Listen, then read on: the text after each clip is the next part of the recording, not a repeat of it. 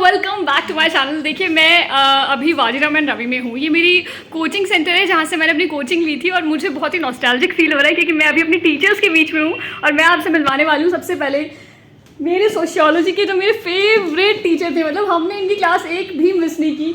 तो सर मेरे व्यूज़ को आप हाय बोलिए। सर आप बताएं कि अभी आपके कैसा चल रहा है और क्लासेस में कितनी भीड़ अब वापस शुरू हो गई है? भीड़ तो हमेशा रहता है, भीड़ है तो तुम्हारे जैसे बच्चों का भीड़ होता है तो आसान अच्छा लगता है, पढ़ाई करते हो सारे। और सर मेरा मतलब आपसे छोटे मोटे एक दो सवाल आपसे मैं कर रही हूँ, तो अगर जो भी आपको दिमाग में जहन में आता है आप सबसे पहले आपको बताइएगा।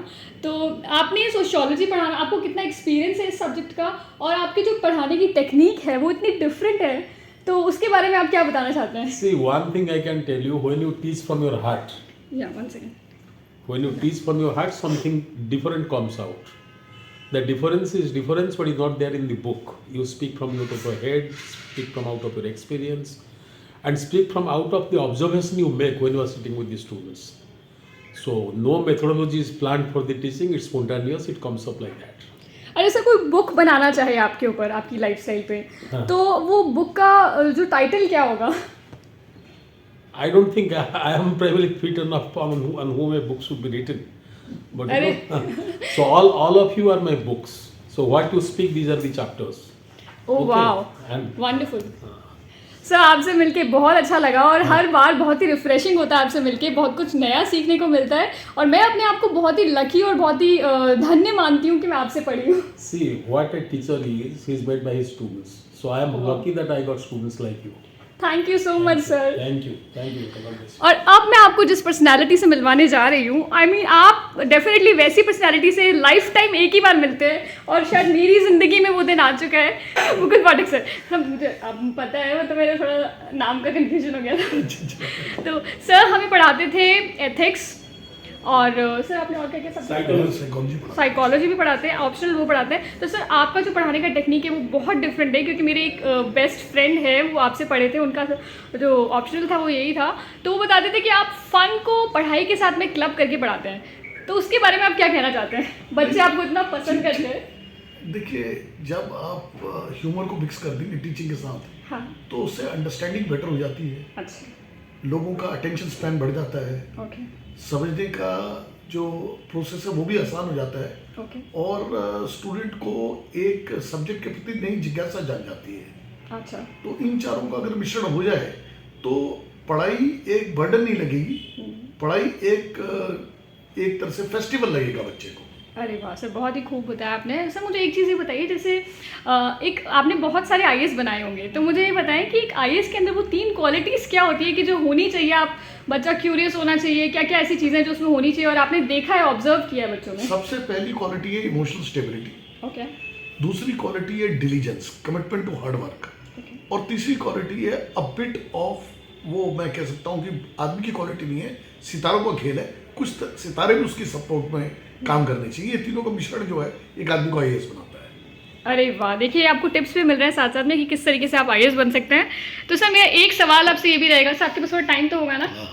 तो सर मेरा एक सवाल आपसे ये भी रहेगा कि जैसे बच्चे जो अभी हताश हो रहे हैं काफ़ी, और आपने ऐसे केसेस देखे होंगे कि बच्चे जो आईएएस बनने आते हैं यहाँ पे वो नहीं बन पाते क्योंकि आईएएस में तो बहुत सिलेक्शन के रेयर चांसेस होते हैं, तो उन बच्चों को आप क्या सलाह देना चाहते हैं? देखिए, सबसे पहले तो मैं बोलूँगा, जैसे एरिस्टोटल साहब ने कहा था, self knowledge is the beginning of all wisdom. तो आदमी को अपने बारे में करेक्ट जानकारी होनी चाहिए कि उसकी स्ट्रेंथ्स क्या है, उसकी वीकनेसेस क्या है, उसकी अपॉर्चुनिटीज़ क्या है, उसकी थ्रेट क्या है, यानी स्वॉट एनालिसिस।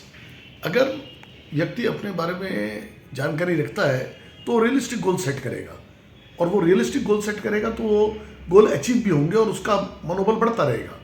लेकिन अगर आदमी अपने से वो उम्मीद रखता हो जिसके लिए उसके पास उतनी लियाकत नहीं है, तो डिसअपॉइंटमेंट ही हाथ आती है। और last but not the least, एक कोई भी छात्र जो आईएएस की तैयारी कर रहा है उसके लिए प्लान बी भी होना चाहिए उसके पास, प्लान ए के अलावा। वो बहुत इंपॉर्टेंट है। तो सर का कहना है कि प्लान बी बहुत ज़रूरी है। हाँ, ये मेरा भी मानना है। सर मुझे एक चीज़ आप ये और बताइए कि अगर कोई बुक बनाई जाएगी आपके ऊपर, तो उसका टाइटल क्या होगा? भाई उसका उसका टाइटल ये होना चाहिए कि ये बुक जो है हमारे जैसे जो एक तरह से लेसर मॉर्टल है, वो तो डिजर्व नहीं करते। लेकिन अगर कोई बुक बनाना ही चाहता है तो हम तो ये बोलेंगे कि उनकी ज़िंदगी ही बुक है। तो हर व्यक्ति की ज़िंदगी एक किताब ही है। हाँ, राइट। तो अगर आदमी अपनी किताब भी पढ़ ले तो बहुत काफ़ी उसको ज्ञान हो जाएगा। सर ये तो खैर आपका बड़प्पन है जो आप अपने आप को इतना बड़ा, लेकिन आप इतने महान अध्यापक हैं, ये तो हम स्टूडेंट से पूछिए। सर एक चीज़ मुझे आपसे और पूछनी है कि जैसे अभी क्या हो रहा है कि बच्चे बोल रहे हैं कोचिंग का हाइप अननेसेसरी इंक्रीज हो गया है, तो आपको क्या लगता है कोचिंग करना एक बहुत ही ज़रूरी चीज़ है या फिर आप घर पे भी सेल्फ स्टडी से एग्जाम निकाल सकते हो? देखिए, एक टीचर एक कैटलिस्ट की तरह एक्ट करता है। ओके, वो रिएक्शन को स्पीड अप कर देता है। ओके, तो ऐसा कोई नहीं है कि बगैर कोचिंग के एक व्यक्ति एग्जाम नहीं पास कर सकता, लेकिन कोचिंग से थोड़ी सी दिशा मिल जाती है, उसका फोकस ठीक रहता है और उसकी थोड़ी कमिटमेंट भी बढ़ जाती है काम के लिए। बस इसी का फायदा है कोचिंग का, थोड़ा organised approach towards the exam, okay. यही बेनिफिट है कोचिंग का। Thank you so much sir, आपसे बात करके अच्छा लगा। अब एक लास्ट राउंड करते हैं जिसके अंदर मैं आपसे ये जानना चाहूँगी कि साइकोलॉजी बच्चों को क्यों लेना चाहिए, और आपसे सर मैं ये जानना चाहूँगी कि सोशियोलॉजी बच्चों को क्यों लेना चाहिए। ठीक है, आपको अपने अपने पॉइंट्स रखने हैं। ओके, तो स्टार्ट करते हैं। सर सबसे पहले आप। साइकोलॉजी जो है वो स्टडी ऑफ बिहेवियर है। अपने बिहेवियर के बारे में हर आदमी जानना चाहता है, तो अगर वो साइकोलॉजी पढ़ेगा तो वो he can appreciate individual differences better. वो अपने को ज़्यादा बेहतर जान पाएगा, अपने को बेहतर जान पाएगा तो अपने सराउंडिंग्स को भी बेहतर जान पाएगा और उसका एडजस्टमेंट अपने एनवायरनमेंट में बेटर बन जाएगा। ये तो साइकोलॉजी को लेने का कारण है, जीवन के लिए जो फायदा है। वरना अगर हम सिविल सर्विसेज के एंगल से देखें तो साइकोलॉजी एक बड़ा इंटरेस्टिंग विषय है और जो है उसमें साइंस और ह्यूमैनिटीज़ का सही मिश्रण भी है, इसलिए शायद वो एक अच्छा डिसिप्लिन साबित हो पाएगा। ओके, अब हम जानते हैं कि सोशियोलॉजी बच्चों को क्यों लेना चाहिए। सी एक्चुअली हर सब्जेक्ट से बच्चे पास करेंगे। There is nothing unique present in sociology that is not there in geography और that is not there in public administration और political science. When you choose a subject you should see how much you feel about that subject. Like sociology deals with social institutions like family, marriage, kinship, caste, tribes, communities, population. You see whether you are comfortable with these social issues and social questions or not. And one thing you must have to remember, unless you fall in love with the subject, mechanical learning will never make you through. Right. So first you fall in love with the subject and intensely feel the content, then understand the syllabus, understand the content that is there in the books and the coaching materials, then you write it. If answer is spontaneous, answer is related to current events, answer is related to what you feel in your everyday life, you get wonderful score. So I would not be batting in favor of taking a subject is good or taking a subject is bad. All subjects are equally good. If you feel for it, equally bad if you don't connect with it. For example, you are a girl. You must be feeling about gender issues from your Right. everyday experience. Mother is asking you for help, not asking brother. So, feeling of being a woman to your advantage or disadvantage is what is gender issues. Right. So, the moment you feel it, I add on to it in terms of content. So, you will be relating yourself to the topic. And that make your understanding better and score automatically will come.